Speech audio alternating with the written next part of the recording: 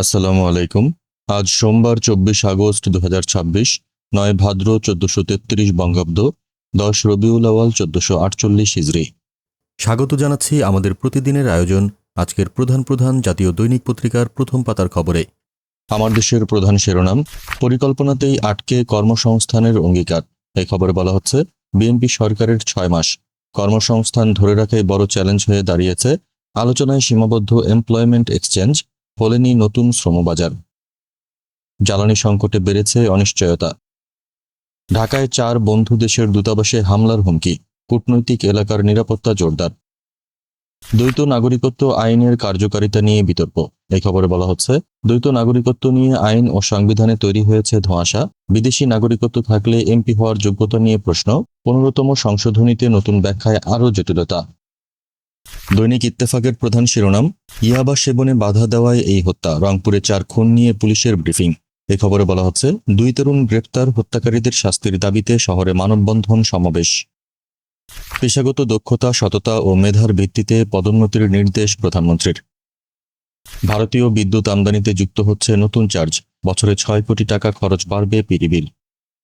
নয়াদিগন্তের প্রধান শিরোনাম, রোহিঙ্গাদের ফেরা অনিশ্চিত, প্রত্যাবাসনের 9 বছর কাল।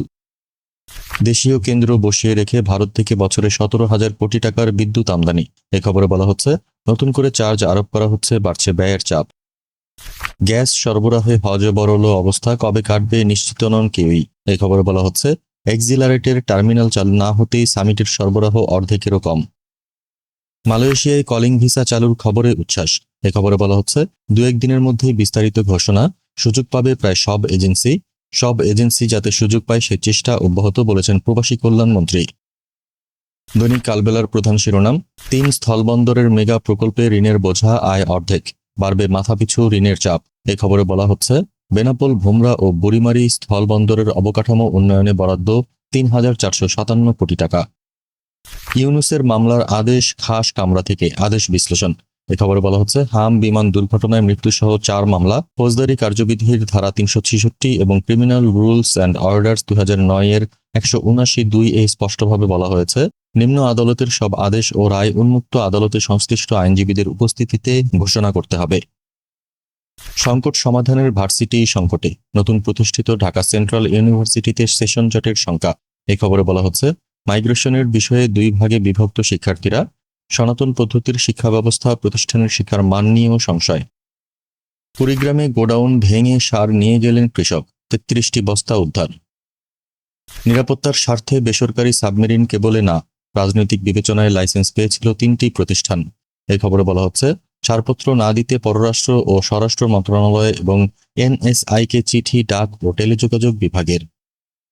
কালের কণ্ঠের প্রধান শিরোনাম, অত্যাবশ্যকীয় 117 ঔষধের 57টির সরবরাহ বন্ধ, দেশের স্বাস্থ্যসেবা। নৌ ও বিমানবাহিনী নির্বাচনী পর্ষদ উদ্বোধন, সততা ও মেধার ভিত্তিতে পদোন্নতির নির্দেশ প্রধানমন্ত্রীর। সপরিবারে বঙ্গভবনে উঠেছেন রাষ্ট্রপতি, আনুষ্ঠানিক কার্যক্রম শুরু। বাড়ির ছাদে ইয়াবা সেবনে বাধা দেওয়ায় হত্যাকাণ্ড, বলেছে পুলিশ। রংপুরে স্ত্রী, 2 সন্তান সহ শিক্ষক খুন।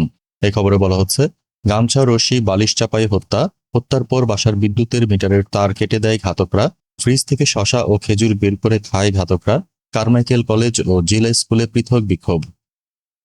মার্চেন্ট বিদ্যুৎ কেন্দ্রে বিনিয়োগে উৎসাহে 10 বছরের সুবিধা দাবি, বিইআরসির গণশুনানি। এই খবরে বলা হচ্ছে, প্রথম 5 বছর ওপেন অ্যাক্সেস ট্যারিফ কমানোর প্রস্তাব। আন্তর্জাতিক বাজারে টিকে থাকতে নবায়নযোগ্য জ্বালানিতে বিনিয়োগ বাড়াতে হবে। সৌরবিদ্যুতের ট্যারিফ 6.48 টাকা নির্ধারণের সুপারিশ। গাবতলী দাশেরকান্দি মেট্রো রেল একনেকে অনুমোদনের অপেক্ষায়। এই খবরে বলা হয়েছে, নির্মাণ ব্যয় ধরা হয়েছে 45,503 কোটি টাকা। গাবতলী থেকে কারওয়ান বাজার, হাতিরঝিল, আফতাবনগর হয়ে যাবে দাশেরকান্দি। এডিবি ও দক্ষিণ কোরিয়ার ঋণ 30,306 কোটি টাকা। সমকালের প্রধান শিরোনাম, খুন বাড়ছে, জনমনে উদ্বেগ, আইন শৃঙ্খলা। এই খবরে বলা হচ্ছে, খুনের নথিভুক্ত মামলা জানুয়ারি জুলাই 2025 সালে 782টি, 2026 সালে 934টি। 31 দফা ইশতেহার সংস্কার, কোনো ছকে নেই মন্ত্রিসভা, সরকার। এই খবরে বলা হচ্ছে, ছোট হবে বলেও বিএনপি গঠন করল দ্বিতীয় বৃহত্তম মন্ত্রিসভা। ছোট মন্ত্রণালয়েও রয়েছে মন্ত্রী, প্রতিমন্ত্রী ও উপদেষ্টা। সংস্কার কমিশনের সুপারিশ আমলে নেওয়া হয়নি। পরিবারের সবাইকে হত্যা, মাদক সেবনে বাধা দেওয়ায় বলেছে পুলিশ। জড়িত সন্দেহে 2 জন গ্রেপ্তার।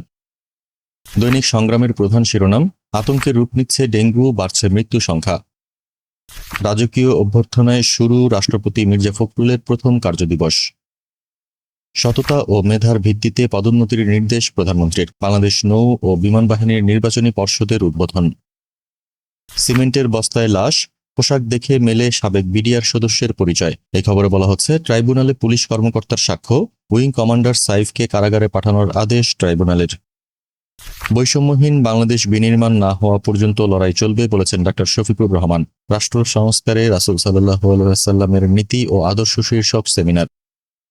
যুগান্তরের প্রধান শিরোনাম, আইনের ব্যত্যয় প্রাধান্য দলীয় বিবেচনা, ভিসি নিয়োগে তেলেসমাতি। এই খবরে বলা হচ্ছে, বিজ্ঞান ও প্রযুক্তি বিশ্ববিদ্যালয়, সুনামগঞ্জে হাদিস অ্যান্ড ইসলামিক স্টাডিজের অধ্যাপক, নোয়াখালীতে সমাজ কল্যাণের অধ্যাপক, মাওলানা ভাসানীতে মার্কেটিংয়ের অধ্যাপক। কোথাও নিয়োগের কয়েক ঘন্টার মধ্যেই প্রজ্ঞাপন বাতিল, কোথাও 23 দিনের মাথায় সরিয়ে দেওয়া হয় ভিসিকে। বাড়ির ছাদে বসে ইয়াবা সেবন, স্যার চিনে ফেলায় খুন পুরো পরিবার। এ খবরে বলা হচ্ছে, রংপুরে 4 হত্যায় থানায় মামলা, 2 ঘাতক মুগ্ধ দাস ও সিদ্ধার্থ দাস গ্রেপ্তার। বিদ্যুৎ কমিয়ে শিল্পে গ্যাস বৃদ্ধির সিদ্ধান্ত, স্বাভাবিক হয়ে আসছে গ্যাস সরবরাহ। এই খবরে বলা হচ্ছে, ফার্নেস অয়েল দিয়ে 4000 মেগাওয়াট বিদ্যুৎ উৎপাদন করবে পিডিবি। গাছ চোরের রাজনৈতিক চক্র, ক্ষমতার পালাবদলেও সাতছড়িতে থামেনি বন উজাড়। এই খবরে বলা হচ্ছে, প্রধানমন্ত্রীর কার্যালয়ের গোপনীয় প্রতিবেদনের পর নড়েচড়ে বসেছে প্রশাসন। আওয়ামী লীগ ও বিএনপির নেতাসহ 20 জনের বিরুদ্ধে মামলা। কুমিল্লায় সাঁড়াশি অভিযানেও অধরা মাদকের গডফাদাররা। এই খবরে বলা হচ্ছে, সীমান্তের 5 থানায় দাপিয়ে বেড়াচ্ছে 5 শতাধিক কারবারি। এই ছিল আজকের প্রধান প্রধান জাতীয় দৈনিক পত্রিকার প্রথম পাতার খবর। আগামীকাল আবার আমরা হাজির হব নতুন সব সংবাদ নিয়ে। সেই পর্যন্ত দেশজগৎ নিউজের সাথেই থাকুন। ধন্যবাদ।